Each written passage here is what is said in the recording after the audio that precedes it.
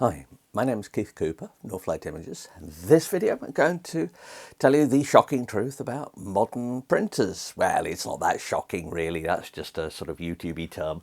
The shocking thing is that they're rather good.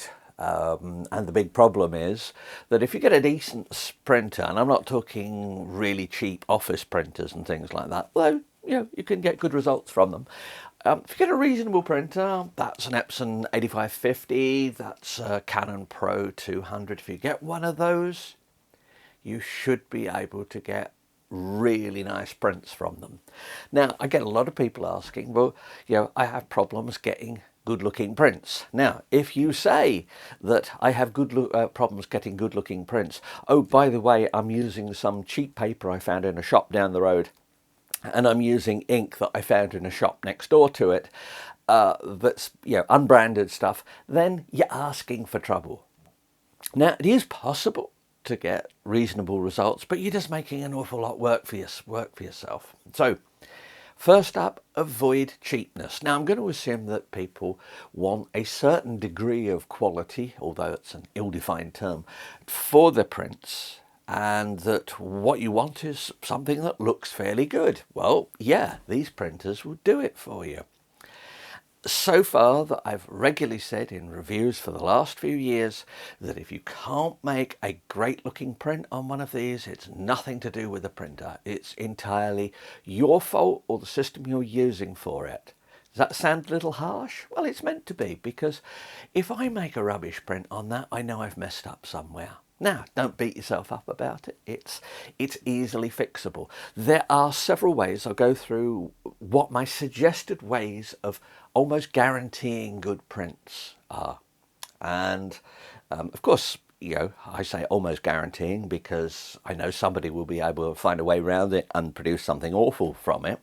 But I go through some of those. I've got some things not to worry about, which I'll come out, which I know some people are concerned about and perhaps get a little quickly before they need to for making prints. But really, the key is to start simple. So, this one here, Epson ET8550. That's an A3 13-inch printer. There's an 8.5-inch A4 version of it, 8500. There are several of the ink tank printers. If you go down to the more officey type ones, like the ET2850, you can get prints, but you're starting with one hand behind your back. And I'm talking photo and art prints here, not documents. Ones like the 2850 is aimed at home office type use, where you might occasionally want to print some graphics or a photo. It's not a photo printer, so I'm looking at printers that are meant for photos. So start simple.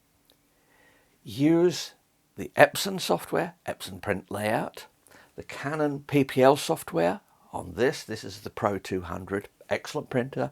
The basic design has been around for a few years.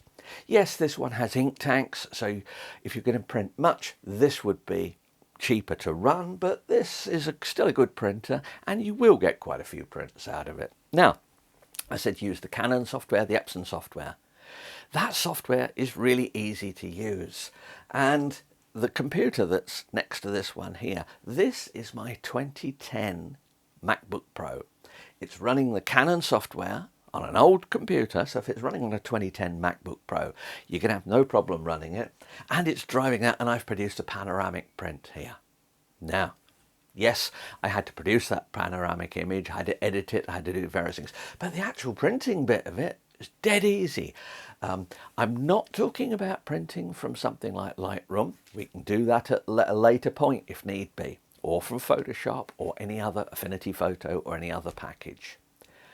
You're getting the file out of whatever you're editing it from. If you feel really lucky, you can get it straight JPEGs out of your camera. But yeah, I say, if you feel lucky. And we're printing it. Now, choosing papers. I've always said start off when you're printing, start off with just a few basic papers. An Epson luster on this, a Canon luster, a Canon gloss on this one. If you want to go to a matte paper, there are a few basic matte papers. If you want to go to the art papers, well, they're more expensive, so I'd suggest perfecting printing to start with on just say a luster paper, premium luster, the equivalent on Canon. Get that right. If you can print that right, then you're fine. How do you know you're printing it right? Well, obviously I make profiles and do all stuff like that. Read my reviews. I've got lots of information. I say read the reviews because the written reviews contain far more information than the videos, and they tie all the videos together. They have links to all the different videos I've produced. My #1 review of a printer is always the written review. That's partly because I can go and update it, I can expand it, I can add things in. So if I discover something about a printer a month after I've reviewed it, I can go to the written review and I can add some notes in. Firmware update, I can add some notes in. Videos, because of the way YouTube works, are set in stone and can't be altered. And also I do the videos in one take usually, and I don't have a detailed script or anything, so yeah, errors and omissions accepted. There may well be. Always go to the written ones. I'll put some links in the notes to this for that. But there we go. There's the Epson print. That prints really well. I was very impressed with this one. In terms of printers that surprised me, the quality I was able to get from it compared with what I expected, this one was by far and away the best. Now, that doesn't mean it's better than this, but I expected good results from this, and I got good results from it. This, I thought I'd have to do some. I was pleased with how little I had to do. It's got a scanner on it as well, so I've used it for scanning artworks and things and making prints, doing cards and the like. Also, print cards on this. You know, it's just a matter of what you want to do with them. I said about using a specific paper to start with. Yeah, that's fine. Start with a specific image as well. And you'll have seen this one. This is a test image I use. It's downloadable from an Northlight Images site. This is always the first proper image I print on a printer. If I cannot produce a good-looking version of this print, then what hope have I got of producing good-looking versions of anything else? Yeah, this contains everything. There are notes in the download page as to what all these little panels mean and why you should look at them and things. There's no such thing as a reference print for this, by the way. It's all about looking at it and understanding. And that's in many ways the key to getting into printing, is learning to look at prints and realizing that a print is very different from a screen. The print, in this instance, is the final result. The screen is just a step on the way, and that's how you're looking at it. But using that, there's a black and white version of it as well. Black and white is a bit more tricky to print well, but doable, and I cover it in all the reviews, so I'll have videos about it for most printers that I've looked at. And I will be looking at new printers this year. There are quite a few new printers coming out, some of which quite exciting printers, so I'd be keen to have a look at it. But the real thing is keep it simple. And the whole idea of it is, yeah, keep it simple and avoid cheapness. You want to be cheap, cheapness comes in many different guises, many you don't expect. So just keep it like that. Right, I mentioned a few other bits and pieces of tips and things about it.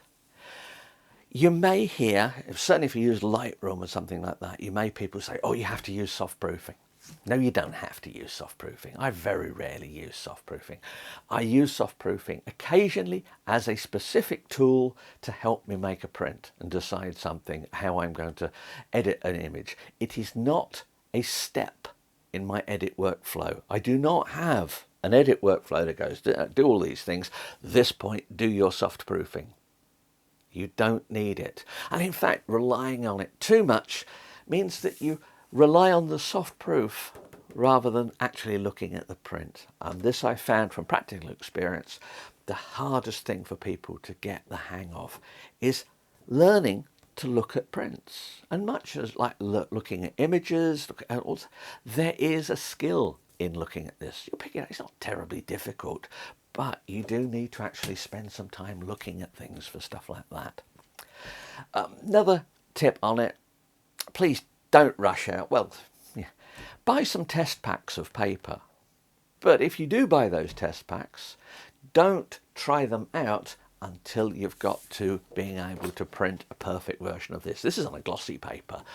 I would say on a luster paper, for example, on either of these printers here. If you can print a great looking print of this on luster paper, by all means, go for some trial packs. But here's the key.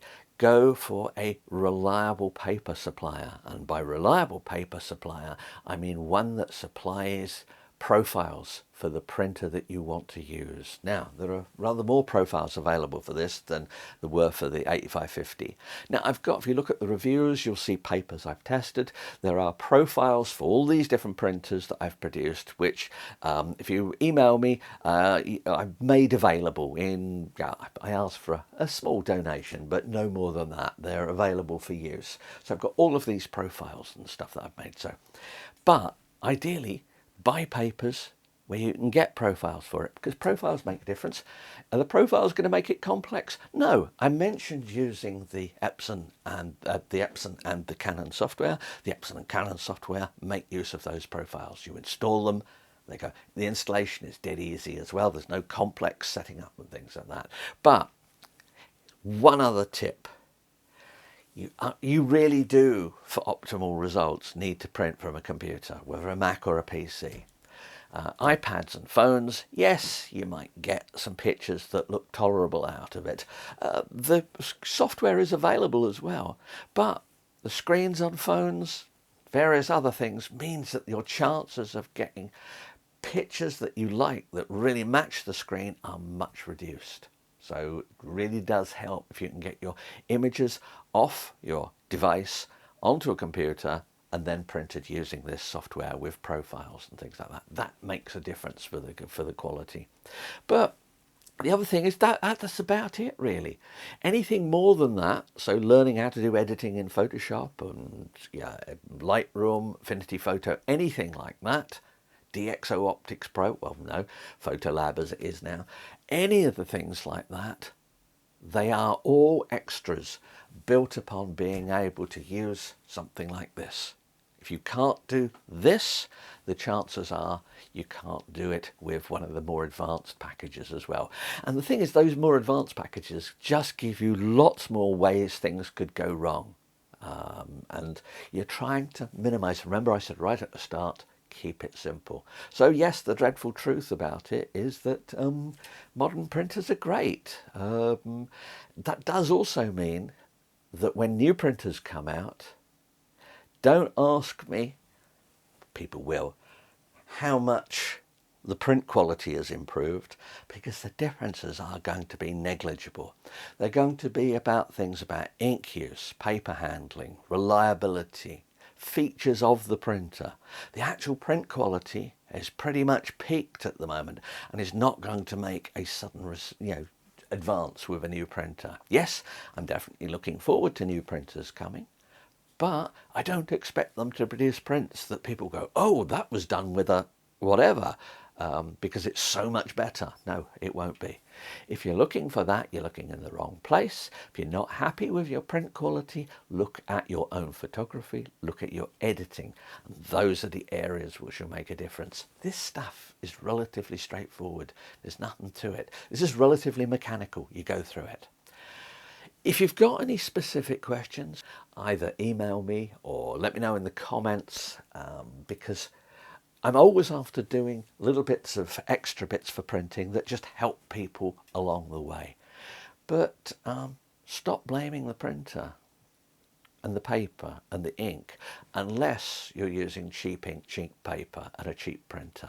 Now there you can get good results, but it's a challenge and it takes real skill. It takes far more skill to get good print out of a cheap printer than it does out of one of these.